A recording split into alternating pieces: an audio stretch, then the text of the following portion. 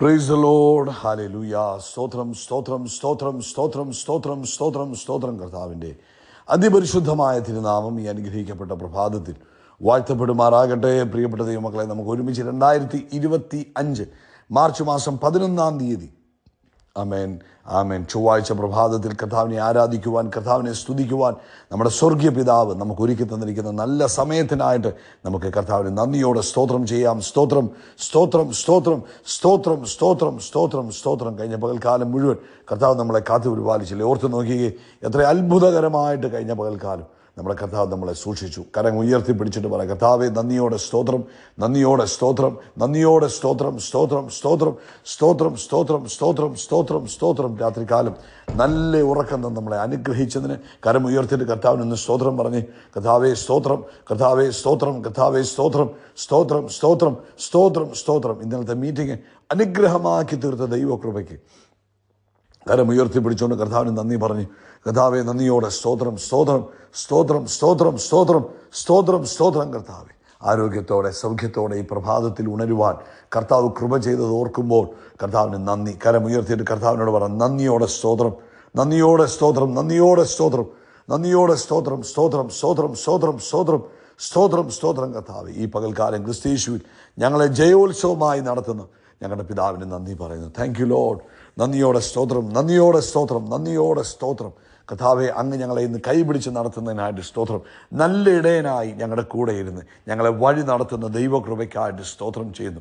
അമേൻ ആമേൻ. ജയാളിയായി ജയവീരനായി ഞങ്ങളുടെ കൂടെ ഇരുന്ന് ഞങ്ങളെ ജയത്തോടെ നടത്തുന്നതിന് സ്തോത്രം ചെയ്യുന്നു. Hallelujah hallelujah. നന്ദിയോടെ സ്തോത്രം, നന്ദിയോടെ സ്തോത്രം. നല്ല സമാധാന പ്രഭുവായി ഞങ്ങളുടെ കൂടെ ഇരുന്ന് സമാധാനത്തോടെ ഇന്ന് പകൽക്കാലം ഞങ്ങളെ നടത്തുന്ന ദൈവകൃപയ്ക്കായിട്ട് സ്തോത്രം.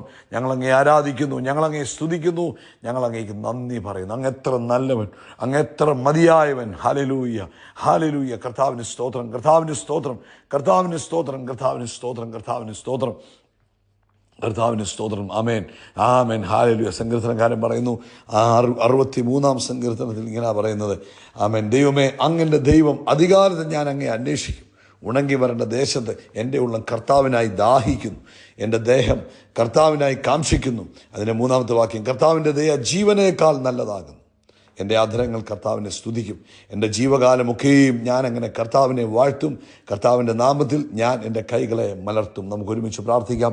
പിതാവേ, ഞങ്ങൾ യേശു ക്രിസ്തുവിൻ്റെ നാമത്തിൽ അങ്ങേക്ക് നന്ദി പറയുന്നു. ഈ പ്രഭാതം ഞങ്ങൾക്ക് ഒരുമിച്ച് പ്രാർത്ഥിക്കുവാൻ അങ്ങ് തന്ന കൃപയ്ക്കായിട്ട് സ്തോത്രം. യേശുവിൻ്റെ നാമത്തിൽ ഇന്നത്തെ ഈ ദിവസത്തെ ഞങ്ങൾ അനുഗ്രഹിക്കുന്നു. 2025 മാർച്ച് മാസം 11 നസ്രയനായ യേശു ക്രിസ്തുവിൻ്റെ നാമത്തിൽ ഞങ്ങൾ ബ്ലെസ് ചെയ്യുന്നു. ഈ ദിവസം ഞങ്ങളുടെ എല്ലാവരുടെയും ജീവിതത്തിൽ അനുഗ്രഹത്തിൻ്റെ ദിവസമായി മാറട്ടെ, നന്മയുടെ ദിവസമായി മാറട്ടെ, ദൈവപ്രവൃത്തിയുടെ ദിവസമായി മാറട്ടെ, സന്തോഷത്തിൻ്റെ ദിവസമായി മാറട്ടെ, സമാധാനത്തിൻ്റെ ദിവസമായി മാറട്ടെ, ആരോഗ്യത്തിൻ്റെ ദിവസമായി മാറട്ടെ. കർത്താവിൻ്റെ കൃപ സ്പെഷ്യലി എക്സ്പീരിയൻസ് ചെയ്യുന്ന ഒരു ദിവസമായി മാറട്ടെ. രോഗികൾ ഇപ്പോൾ യേശുവിൻ്റെ നാമത്തിൽ സൗഖ്യമാകട്ടെ. എല്ലാ രോഗശക്തികളും നസ്രയനായ യേശുവിൻ്റെ നാമത്തിൽ ഈ കുഞ്ഞുങ്ങളുടെ ശരീരം വിട്ടുപോകാൻ കൽപ്പിക്കുന്നു. യേശുവിൻ്റെ നാമത്തിൽ സൗഖ്യമാവുക. നസ്രയനായ യേശുവിൻ്റെ നാമത്തിൽ സൗഖ്യമാവുക, ആരോഗ്യം പ്രാപിക്കുക, സ്വസ്ഥമാകുക, പൂർണ്ണ ബലം പ്രാപിക്കുക. അത്ഭുതങ്ങൾ തൻ്റെ കുഞ്ഞുങ്ങളുടെ ജീവിതത്തിൽ നടക്കട്ടെ ഇപ്പോൾ തന്നെ. ആമേൻ. രോഗബന്ധനങ്ങൾ ഇപ്പോൾ തന്നെ അഴിഞ്ഞു മാറട്ടെ. ഹല്ലേലൂയ. സ്തോത്രം സ്തോത്രം സ്തോത്രം. ദൈവിക ആരോഗ്യത്തിൽ ജീവിപ്പാൻ തൻ്റെ മക്കളെ ഒരുക്കുന്ന കൃപകൾക്കായിട്ട് സ്തോത്രം. രോഗികൾ ഇപ്പോൾ സൗഖ്യമാകട്ടെ. ആമേൻ. അതുപോലെ സാമ്പത്തികമായ ആവശ്യങ്ങളുടെ നടുവിൽ നിൽക്കുന്നവരുണ്ട്. കർത്താവ് അത്ഭുതം ചെയ്യണം. ദൈവിക ഇടപെടൽ തൻ്റെ കുഞ്ഞുങ്ങളുടെ ജീവിതത്തിൽ അയക്കണം. കർത്താവ് വഴികൾ തുറക്കുന്നതിനായിട്ട് സ്തോത്രം. യേശുവിൻ്റെ നാമത്തിൽ ഫൈനാൻഷ്യൽ ഡെലിവറൻസ് ഇപ്പോൾ സംഭവിക്കട്ടെ. അതുപോലെ കർത്താവേ, ഇന്ന് എക്സാം എഴുതുന്ന കുഞ്ഞുങ്ങൾക്ക് വേണ്ടി ഞങ്ങൾ പ്രാർത്ഥിക്കുന്നു. 10th ഗ്രേഡിലും 12th ഗ്രേഡിലുള്ള കുഞ്ഞുങ്ങളെ പ്രത്യേകം ഞങ്ങൾ ഓർക്കുന്നു. മറ്റുള്ള കുഞ്ഞുങ്ങൾക്കായിട്ടും സ്തോത്രം. എക്സാംസിൽ കർത്താവിൻ്റെ പ്രത്യേക കൃപ തന്നെ കുഞ്ഞുങ്ങളുടെ കൂടെ ഇരിക്കട്ടെ. വേണ്ടുന്ന പരിജ്ഞാനവും ബുദ്ധിയും വിവേകവും കൊടുത്ത് തൻ്റെ മക്കളെ അനുഗ്രഹിക്കുന്നതിനായിട്ട് സ്തോത്രം ചെയ്യുന്നു. ലോകത്തെമ്പാടും കർത്താവിൻ്റെ വേലയിലായിരിക്കുന്ന അഭിഷക്ത ദാസിദാസന്മാരെ ഞങ്ങൾ ബ്ലെസ് ചെയ്യുന്നു. കർത്താവിൻ്റെ പ്രത്യേക കൃപ അവരോട് കൂടെ ഇരിക്കണം. ഞങ്ങളായിരിക്കുന്ന രാജ്യങ്ങളെ യേശുവിൻ്റെ നാമത്തിൽ ഞങ്ങൾ അനുഗ്രഹിക്കുന്നു. കർത്താവിൻ്റെ സമാധാനം കൊണ്ട് എല്ലാ രാജ്യങ്ങളും നിറയട്ടെ എന്ന് ഞങ്ങൾ പ്രാർത്ഥിക്കുന്നു. കർത്താവ് വലിയ കാര്യങ്ങളെ ചെയ്തിരിക്കുന്നതിനായിട്ട് സ്തോത്രം. ആമേൻ. അങ്ങ് അത്ഭുതങ്ങളുടെ ദൈവമാകിയാൽ സ്തോത്രം. അങ്ങ് ഞങ്ങളുടെ പ്രാർത്ഥന കേട്ടിരിക്കുന്നതിനായിട്ട് സ്തോത്രം. ഇന്ന് പകൽക്കാലം അങ്ങ് ഞങ്ങളെ ജയത്തോടെ നടത്തുന്നതിന് സ്തോത്രം ചെയ്യുന്നു. ആ പ്രാർത്ഥന കേട്ട കൃപകൾക്ക് നന്ദി. സകല മഹത്വം പുകഴ്ച യേശു ക്രിസ്തുവിൻ നാമത്തിൽ തന്നെ. ആമേൻ ആമേൻ ആമേൻ. കർത്താവ് നിങ്ങളെ ധാരാളമായിട്ട് അനുഗ്രഹിക്കട്ടെ. വലിയ ദൈവകൃപ നിങ്ങളുടെയൊക്കെ ജീവിതത്തിൽ കർത്താവ് പകരട്ടെ എന്ന് പ്രാർത്ഥിക്കുന്നു. പ്രത്യേകിച്ച് ഇന്നലത്തെ മീറ്റിങ്ങിനെ അനുഗ്രഹിച്ച കർത്താവിന് ആ കരങ്ങൾ ഉയർത്തി ഒന്ന് സ്തോത്രം പറഞ്ഞ് എല്ലാവരും ആമേൻ നന്ദിയോടെ സ്തോത്രം സ്തോത്രം സ്തോത്രം. നാളെ രാത്രി വീണ്ടും കർത്താവ് അനുവദിച്ചാൽ നമുക്ക് രാത്രി ഇന്ത്യൻ സമയം 9:30 ആമേൻ. ഇന്നലെ വന്നവർക്ക് എല്ലാവർക്കും അനുഗ്രഹമായെങ്കിൽ നാളെയും വരിക. ഇന്നും മറ്റുള്ളവരോട് പറയുക. നിങ്ങളുടെ ജീവിതത്തിൽ കർത്താവ് ഇന്നലെ ചെയ്ത സാക്ഷ്യങ്ങളെ അയച്ചു തരിക. നമുക്ക് ഒരുമിച്ച് നാളെ കേൾക്കാം. കർത്താവ് അനുഗ്രഹിക്കട്ടെ. ഈ പ്രഭാതത്തിൽ പരിശുദ്ധാത്മാവ് തന്നിരിക്കുന്ന ദൈവിക ജ്ഞാനം, ആമേൻ. ദൈവത്തിൻ്റെ വചനമെന്ന് പറഞ്ഞാൽ ദൈവത്തിൻ്റെ ജ്ഞാനമാണ്. അത് വചനം കേൾക്കാൻ വേണ്ടി മാത്രമുള്ളതല്ല, കേട്ടിട്ട് കൊള്ളാമോ കൊള്ളത്തില്ലയോ എന്ന് പറയാനുള്ളതല്ല. മറിച്ച് ദൈവത്തിൻ്റെ ജ്ഞാനം നമുക്ക് കൈമാറുന്നത് നമ്മുടെ ജീവിതത്തെ കൂടുതൽ അനുഗ്രഹമാക്കി തീർക്കുവാൻ, ജയകരമാക്കി തീർക്കുവാൻ, ഫ്രൂട്ട്ഫുള്ളാക്കി തീർക്കുവാൻ, കൂടുതൽ ഫലപ്രദമാക്കി തീർക്കുവാനൊക്കെയാണ് ദൈവത്തിൻ്റെ വചനം നമ്മൾ ധ്യാനിക്കുന്നത്. ഇന്ന് പ്രഭാതത്തിൽ ഇന്നലെ നമ്മൾ കേട്ടു 3 കാര്യങ്ങൾ. ഒന്ന്, പറയുവാൻ എന്ത് വേണം? പറയുവാൻ, കേൾക്കുവാൻ വേഗത വേണം, പറയുവാൻ താമസം വേണം, കോപത്തിന് താമസം വേണം. ഇന്ന് സദൃശവാക്യത്തിൽ നിന്ന് പരിശുദ്ധാത്മാവ് നമ്മളെ ഓർപ്പിക്കുന്നു. വളരെ വളരെ വളരെ ദൈവിക ജ്ഞാനമാണ്. കേട്ടാട്ടെ. 11-ാം അധ്യായം 24, 25, 26 വാക്യങ്ങൾ നമ്മൾ വായിക്കുന്നു.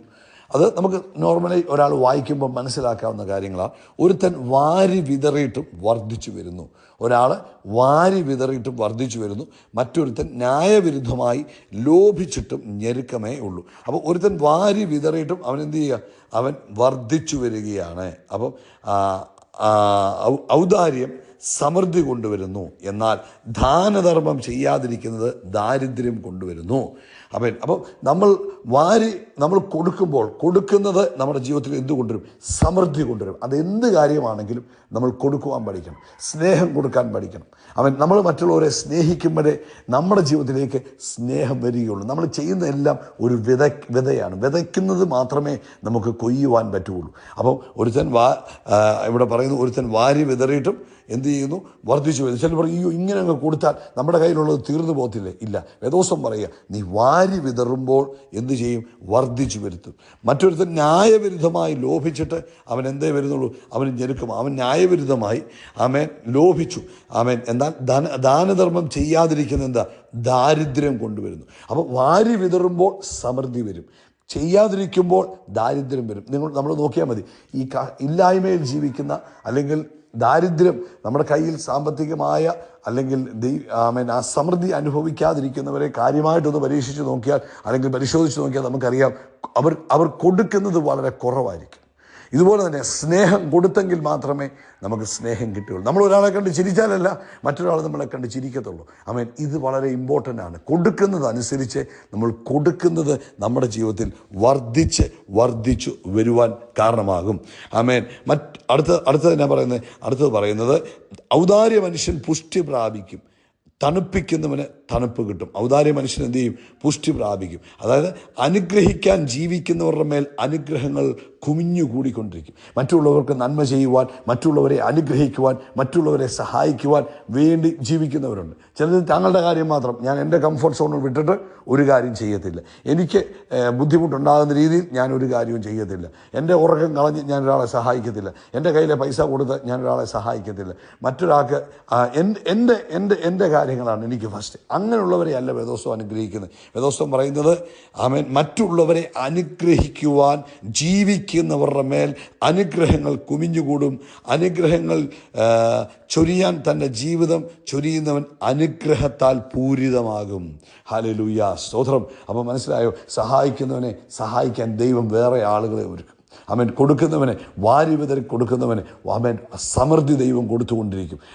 മറ്റുള്ളവർക്ക് നന്മ ചെയ്യുന്നവന് നന്മ വന്നുകൊണ്ടിരിക്കും. അതുകൊണ്ട് ഇന്ന് പ്രഭാതത്തിൽ നമ്മൾ മനസ്സിലാക്കണം, നമ്മുടെ കൈ തുറക്കാൻ നമ്മൾ പഠിക്കണം, നമ്മുടെ കൈ നീട്ടാൻ നമ്മൾ പഠിക്കണം. മറ്റുള്ളവരിൽ നിന്ന് മേടിക്കുവാൻ വേണ്ടിയല്ല, മറ്റുള്ളവർക്ക് കൊടുക്കുവാൻ, സഹായം ചെയ്യുവാൻ ഒക്കെ നമ്മൾ കൈ നീട്ടുമ്പോൾ അത് നമ്മുടെ ജീവിതത്തിൽ അനുഗ്രഹമായി മാറും. അപ്പോൾ ഔദാര്യ മനുഷ്യൻ എന്ത് ചെയ്യും? പുഷ്ടി പ്രാപിക്കും. തണുപ്പിക്കുന്നവൻ എന്ത് ചെയ്യും? തണുപ്പ് കിട്ടും. അതായത് മറ്റുള്ളവരെ അനുഗ്രഹിക്കാൻ വേണ്ടി ജീവിക്കുന്നവൻ അനുഗ്രഹം കൊണ്ട് നിറയുവാൻ ഇടവരും. ഇനി 26-ാമത് വാക്യം പറയാം, ധാന്യം പൂട്ടിയിട്ടുകൊണ്ടിരിക്കുന്നവനെ ജനങ്ങൾ ശപിക്കും, അത് വിൽക്കുന്നവൻ്റെ മേലോ അനുഗ്രഹം വരും. ഇപ്പം ജോസഫ് ആ ക്ഷാമകാലത്ത് ധാന്യം പൂട്ടിയിട്ടിരുന്നെങ്കിൽ എന്ത് ചെയ്യും? ജനം പറഞ്ഞു, ഈ ധാന്യമെല്ലാം സ്റ്റോറിനകത്ത് വെച്ചിരിക്കുക, ഒന്നും കൊടുക്കുന്നില്ല, അയ്യോ ഞങ്ങളെല്ലാം പട്ടിണി കൊണ്ട് ചാകുന്നു എന്ന് പറഞ്ഞു. മറിച്ച് ധാന്യം വിറ്റപ്പോൾ എന്ത് ചെയ്തു? ഈജിപ്റ്റ് ഫറവോനും കൂട്ടരും സമൃദ്ധിയുള്ളവരായി തീരുവാനിട വന്നു. അതുകൊണ്ട് കൊടുക്കുന്ന ഒരു മനോഭാവം നമ്മുടെ ഉള്ളിലുണ്ടെങ്കിൽ സമൃദ്ധി നമ്മുടെ ജീവിതത്തിൽ വരും, അനുഗ്രഹം നമ്മുടെ ജീവിതത്തിൽ വരും. സമ്പത്ത് മാത്രമല്ല പ്രിയപ്പെട്ടവരെ, നമ്മളാകുന്ന രീതിയിൽ മറ്റുള്ളവർക്ക് നമ്മൾ അനുഗ്രഹമാകുക, സഹായകരമാകുക.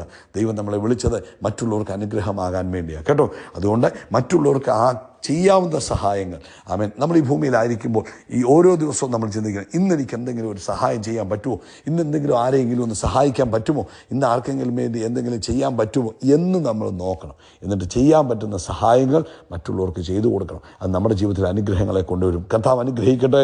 ഇത് ദൈവിക വിസ്ഡമാണ്. ദൈവത്തിൻ്റെ ജ്ഞാനം നമുക്ക് പരിശുദ്ധാത്മാവ് തിരുവഴുത്തി എന്ന് പറഞ്ഞു തരുന്നു. നിങ്ങളത് വായിക്കണം, ഇംഗ്ലീഷിലൊക്കെ വായിച്ച് നോക്കണം. അപ്പോൾ കുറച്ചുകൂടെ നല്ലോണം മനസ്സിലാകും. കർത്താവ് അനുഗ്രഹിക്കട്ടെ. യേശു ക്രിസ്തുവിൻ്റെ നാമത്തിൽ നമ്മൾ ആകാശത്തിലെ നക്ഷത്രങ്ങൾ പോലെ, കടൽ തീരത്തിലെ മണൽത്തരി പോലെ വർദ്ധിച്ചു പെരുകും. We are blessed, we are really blessed, we are permanently blessed and highly favoured. God bless you, God bless you, God bless U.